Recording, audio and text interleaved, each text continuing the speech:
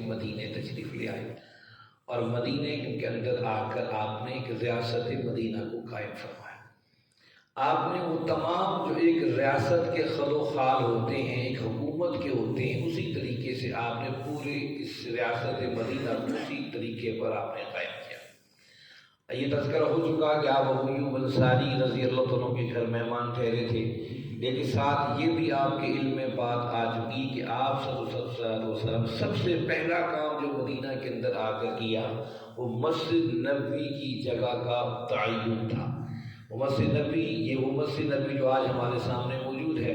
اسی مسجد نبوی کی بنیاد اللہ کے نبی صلی اللہ علیہ وسلم نے رکھی اور کھجوروں کے پتوں کے ساتھ اور کھجوروں کے تنوں کے ساتھ اس کو اونچائی پہ رکھا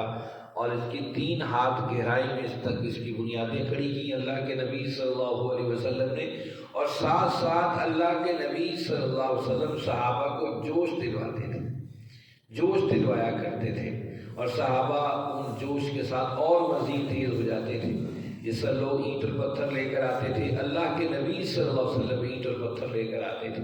صحابہ گارا بناتے تھے تو اللہ کے نبی صلی اللہ علیہ وسلم بھی گارا بناتے تھے، ساتھ ساتھ آپ اشعار پڑھتے جاتے تھے،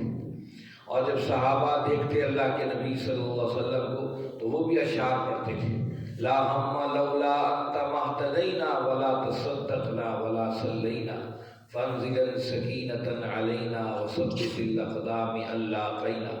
ان لولا قد بغوا علینا اذا ارادوا فتنة ابینا۔ یہ وہ اشعار ہیں جب کھودتے ہوئے مسجد نبوی کی بنیادوں کو اور تعمیر کرتے ہوئے صحابہ دہرا رہے تھے،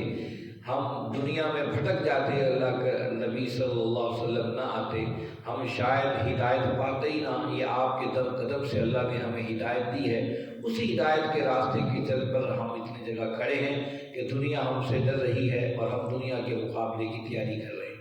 جب یہ آپ صحابہ کے اشعار سنیں، آپ نے فرمایا اللہم لا عیش عیش الآخرہ، لا عیش عیش الآخرہ فاغفر للانصار والمہاجرہ۔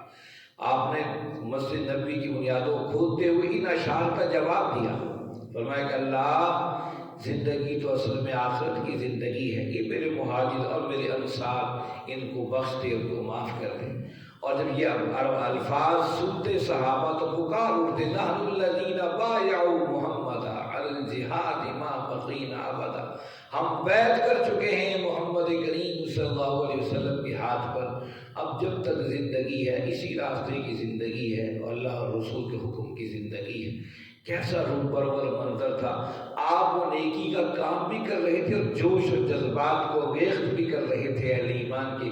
اس جذبے کے ساتھ یہ مسجد نبوی بنی گئی تھی کہ یہ وہ بنیاد ہوگی، پھر اس پر بنیاد قائم ہوئی۔ یہی مسجد نبوی ایک پارلیمنٹ بھی تھی، یہی مسجد نبوی ایک عدالت بھی تھی، یہی مسجد نبوی ایک جو ہے وہ فیصلے کرنے کی جگہ بھی تھی، یہی مسجد نبوی ایک سکول اور یونیورسٹی بھی تھی۔ آپ صلی اللہ علیہ وسلم نے اسی مسجد کے کونے میں ایک چبوترا بنا دیا تھا اور آپ نے اعلان کر دیا تھا وہ جن کا کوئی گھر بار نہیں ہے اور دین کو سیکھنا چاہتا ہے یہاں پر آ جائے اور یہاں پر دین کو سیکھے۔ ان دین کے سیکھنے والوں میں ابو ہریرہ رضی اللہ عنہ کا نام سر فہرست ہے، جنہوں نے یہاں پر اپنی زندگی وقف کر دی تھی اور اللہ کے نبی صلی اللہ علیہ وسلم کے دین کو سیکھتے سیکھتے یہ مقام پا گئے۔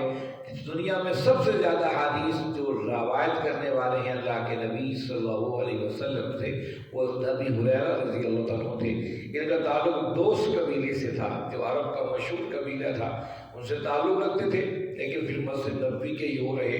اور حضور صلی اللہ علیہ وسلم کے لیے اپنے دین کو وقف کر دیا۔ مسجد نبوی کی تعمیر کے ساتھ ہی آپ نے اپنے لیے مسجد نبوی کے ساتھ حجروں کا قیام فرمایا۔ آپ نے ایک ہلکے سے سادہ عام انسان رہ سکتا ہو اس طرح آپ نے کمرے بنائے، اور پھر آپ اپنی ازواج و مطہرات اور اولاد کے ساتھ آپ وہاں پر منتقل ہو گئے ابو ایوب انصاری رضی اللہ تعالیٰ کے گھر سے، اور پھر یہی اللہ کے نبی صلی اللہ علیہ وسلم کا ٹھکانہ رہا۔ اسی پر بس نہیں ہے، آپ نے مدینہ کی گلیوں کو ماپا اور ماپنے کے بعد فرمایا 70 ہاتھ چوڑیاں اپنی جو ہے وہ گلیاں رکھو اور بازار رکھو۔ آپ نے کھلے بازاروں کا تصور دیا اور آپ نے فرمایا کھلے بازار۔ پھر آپ نے اس زمانے میں یہودیوں کا بازار بہت مشہور تھا، لوگ وہاں پر جا کر خرید و فروخت کرتے تھے، تو اب خرید و فروخت تو ہو رہی تھی، تجارت تاجر بھی موجود موجود تھے، لیکن اللہ کے نبی صلی اللہ علیہ وسلم چاہتے تھے کہ اسلامک منڈیاں قائم ہوں، اس بنیاد پر وحی اتر رہی ہے، اس بنیاد پر 13 سال مکہ کی گھاٹیوں کے اندر اس امت کو تیار کیا ہے، اور اس مقصد کے لیے آپ مدینہ کو ریاست مدینہ بنا رہے ہیں۔ منڈیاں بھی وہ ہوں جو اس ریاست اور اللہ اور اس کے رسول کے حکم کے مطابق ہوں۔ آپ نے مسجد نبوی کے ساتھ ایک بازار کی لکیریں کھینچی، اور آپ نے فرمایا گوشت کی دکان یا ہوگی، کریانے کی دکان یا ہوگی، باقاعدہ آپ نے اس کی حد بندیاں کی اور مارکیٹ کی طرف لوگوں کو ترغیب دلائی تاکہ مسلمان اپنی علیحدہ مارکیٹ کو بنائیں اور اسی پر قائم رہیں۔ ہم یہ سمجھتے ہیں کہ دین بس مسجد کی چار دیواری میں ہے، باہر مارکیٹ تو اپنی مرضی کی زندگی ہے۔ اگر ایسا ہوتا تو اللہ کے نبی صلی اللہ علیہ وسلم کبھی بھی مارکیٹ کی جگہ کو آپ متعین نہ کرتے اور خود اپنے ہاتھوں سے مارکیٹ کے نظام کو متعین نہیں کرتے۔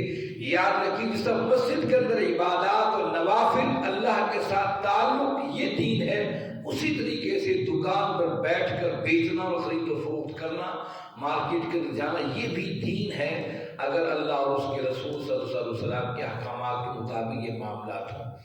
پھر آپ صلی اللہ علیہ وسلم نے اب جب یہ سارا سسٹم ہو رہا تھا،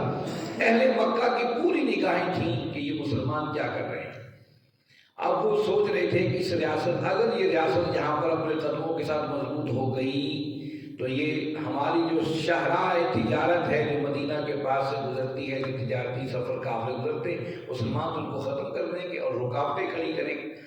اب اس سے پہلے کہ یہ مضبوط قائم ہو، اس کے خلاف کوئی پیش قدمی کی جائے یا اللہ کے نبی صلی اللہ علیہ وسلم کو شہید کر دیا جائے یا اس تحریک کو کسی طریقے سے ختم کر دیا جائے۔ اب یہ منصوبہ بندی مکہ کے اندر ہو رہی تھی۔ نبی کریم صلی اللہ علیہ وسلم کی انٹیلیجنس اتنی زبردست تھی، دیکھیے جبریل تو پیغام لے کر آتے ہی آتے تھے، لیکن اس کے علاوہ بھی اللہ کے نبی صلی اللہ علیہ وسلم نے جو نظام ریاست متعین فرمایا، سو باقاعدہ انٹیلیجنس کا شعبہ رکھا۔